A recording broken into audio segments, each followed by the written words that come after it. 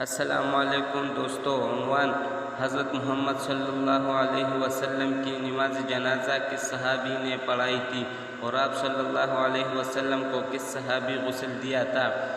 Number 1، رسول اللہ صلی اللہ علیہ وسلم کی نماز جنازہ پڑھی گئی تھی مگر کسی نے امامت نہیں کی تھی،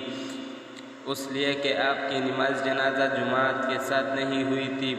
بلکہ لوگ گروہ در گروہ آپ صلی اللہ علیہ وسلم کے حجرہ مبارک میں داخل ہوتے اور الگ الگ نماز پڑھ کر نکل جاتے۔ حضرت عبداللہ بن مسعود اور عبداللہ بن عباس رضی اللہ عنہ سے مروی ہے، فلما فرغ ومن جہاز یوم 3 وضع على سریر فی بیت ثم دخل الناس على رسول اللہ صلی اللہ علیہ وسلم ارسلا يصلون عليه حتى اذا فرغوا ادخلوا الناس حتى اذا فرغوا ادخلوا الصبيان ولم يوم الناس على رسول الله صلی اللہ علیہ وسلم وفاته ودفنه صلی اللہ علیہ وسلم۔ نمبر 2، حضرت علی رضی اللہ عنہ آپ صلی اللہ علیہ وسلم کو غسل دے رہے تھے اور حضرت عباس رضی اللہ عنہ اور ان کے 2 صاحبزادے حضرت فضل و حضرت قاسم کا روٹے بدلتے تھے اور حضرت اسامہ و شکران رضی اللہ عنہم پانی ڈال رہے تھے۔